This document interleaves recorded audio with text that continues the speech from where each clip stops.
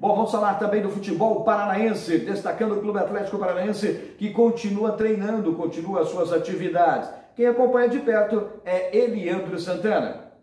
Olá para você que acompanha o Placar Transamérica. O Atlético Paranaense segue treinando no CT do Caju, mesmo com a definição e a proibição da Prefeitura de Curitiba e dos órgãos de saúde por conta da pandemia do coronavírus. Mas o Furacão mantém os trabalhos no CT do Caju com portas fechadas e o grupo vem treinando, mesmo com os 14 casos entre jogadores e membros de comissão técnica. Falando também do mercado da bola, o Atlético que já não negocia com o José Aldo, que inclusive já vai ser apresentado nesta semana no Portimonense, clube português que também contratou o volante Rômulo, que era do Londrina, estava no próprio clube por empréstimo e adquiriu o volante de 24 anos, em definitivo. E o José Aldo, que estava negociando com o Atlético, pertencia ao Guarani de Palhoça, optou pelo futebol português, então está descartado pela direção rubro-negra, que tem bem encaminhada a negociação com o colombiano Jaime Alvarado.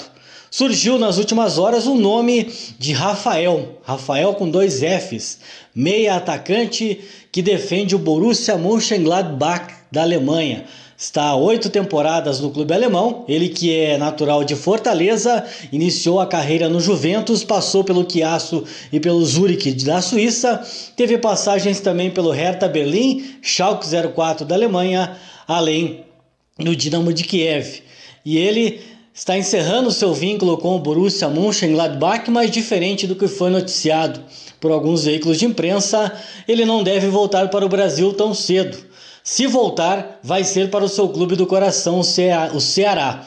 Houve uma sondagem e uma possibilidade, um boato de que o Atlético estaria negociando com o Rafael, mas isso está muito difícil de acontecer. A tendência é que ele renove por mais uma temporada com o Borussia Mönchengladbach, ele que tem 35 anos, e aí sim volta para o Brasil para encerrar a carreira defendendo o seu clube do coração. O Atlético segue no mercado em busca de mais pelo menos 3 peças para o técnico Dorival Júnior dar sequência neste campeonato paranaense, talvez Libertadores e o brasileiro, que tem uma data pré-definida de 9 de agosto. O Eliandro Santana vem trazendo 3 assuntos. Vai falar do Fernando Alonso, do automobilismo, do Ibrahimovic, jogador, e também do Pedrinho, que já jogou pelo Corinthians. São 3 assuntos diferentes, 3 pautas que você confere com Eliandro Santana.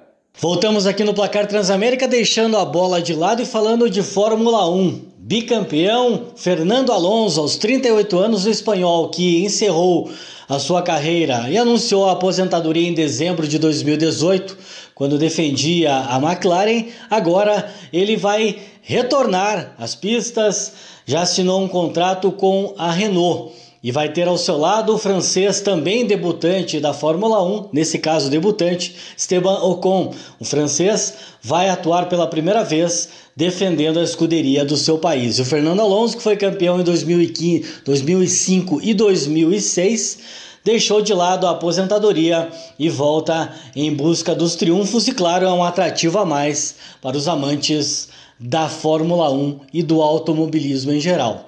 Voltando ao mercado da bola, os clubes, mesmo com essa mudança, com essa pandemia e com o calendário diretamente afetado, vêm trabalhando nas negociações e acontecendo algumas situações que mudam o foco. Zlatan Ibrahimovic, craque de 38 anos, que estava na reta final de sua passagem com o Milan, mas após a retumbante goleada sobre a Juventus no início da semana, 4-2, lá no estádio Giuseppe Meazza, uma atuação de gala da equipe de Stefano Pioli, o Ibrahimovic estava próximo de deixar o rubro-negro de Milão, já trabalha com essa manutenção para de repente permanecer no Milan. E ele, claro, com a sua modéstia totalmente à parte, falou: se eu chegasse antes, o Milan seria o campeão italiano.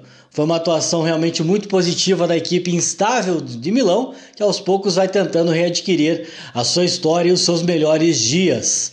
Falando de futebol português, o meia Pedrinho, que foi negociado pelo Corinthians, o Benfica fez um pagamento inicial da negociação e agora vai causar uma certa polêmica. Isso porque pediu adiamento para as próximas parcelas apenas para 2021, o que o Corinthians, no primeiro momento, não aceitou, até porque aguardava essas cifras. Esse valor foi pago 8 milhões dos 20 pendentes e a equipe do Benfica pediu um adiamento das próximas parcelas, alegando dificuldades financeiras por conta dessa paralisação, da pandemia e também da perda de patrocinadores. É uma novela que vai ter vários capítulos, mas claro, a equipe brasileira não abre mão de receber o valor pela joia revelada no Parque São Jorge.